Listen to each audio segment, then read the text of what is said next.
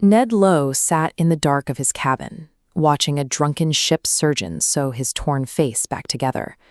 When Low complained about the quality of the work, the surgeon simply punched him in the jaw, snapping the fresh stitches and leaving Low with a permanent, gaping scar that exposed his teeth. This was the man who had once been a common pickpocket in Westminster. Born into a family of thieves, a young Low spent his days lifting watches from politicians leaving the House of Commons and cheating their guards at cards. He eventually left London behind to seek a legitimate life in Boston. For 8 years, he worked as a rigger in the shipyards, married a local woman, and started a family. He even returned home to London once, seeing his criminal brothers and deciding he had finally taken a better path.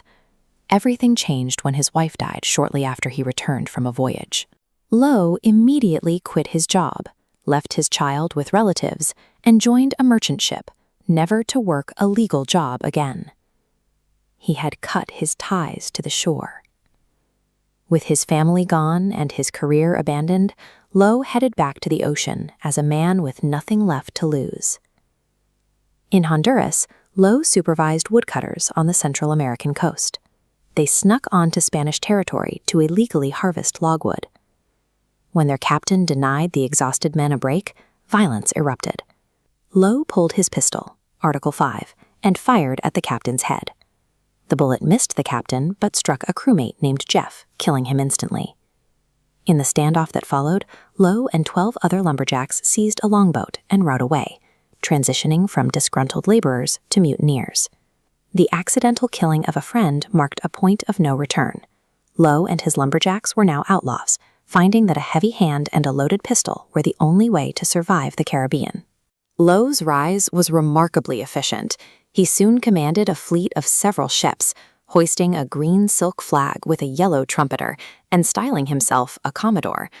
Despite his reputation, he remained obsessed with his late wife, often weeping in private over her memory. This grief manifested in his ship's articles. He made it a formal rule that he would never force a married man to join his crew. When he captured a merchant named Captain Roberts, Low acted with surprising civility. He invited Roberts to his cabin and shared several bowls of wine and punch while they discussed the fate of the merchant's vessel. This civility was part of the pirate system. Low didn't decide Roberts' fate alone. The entire crew held a democratic vote. When the men decided to release Roberts with his ship, Low followed the consensus without argument. Low operated within a rigid framework of votes and articles. This structured environment made his sudden shifts into extreme violence feel even more erratic to those who fell into his hands. Not everyone received a bowl of punch. When Low captured one vessel, he ordered the ship's cook to be tied to the mast. He then set the ship on fire, telling his crew the man would fry well because he was greasy. He used torture as a routine interrogation tactic. To find hidden gold, he tied captured priests into the ship's rigging and repeatedly dropped them onto the deck until they died from the impact. During a raid on a Portuguese ship, Low's rage reached a new level. He used a cutlass to hack off the captain's lips. He then boiled them in a pot and forced the bleeding man to eat them while the crew watched. When he realized the Portuguese crew had thrown their gold overboard before the capture, he ordered the immediate execution of every remaining person on board. By this stage, the violence had moved past the need for information or intimidation.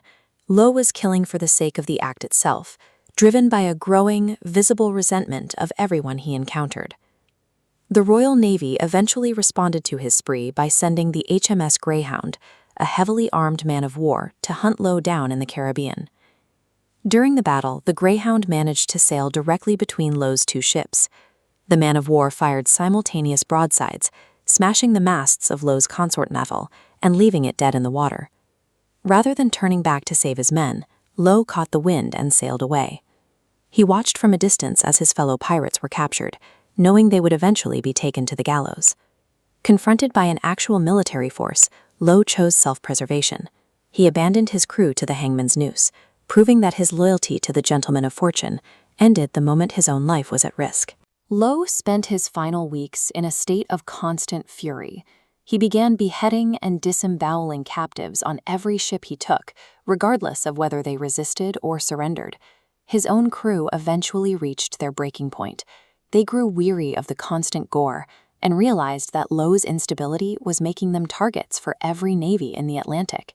For the first time, they began refusing to carry out his orders.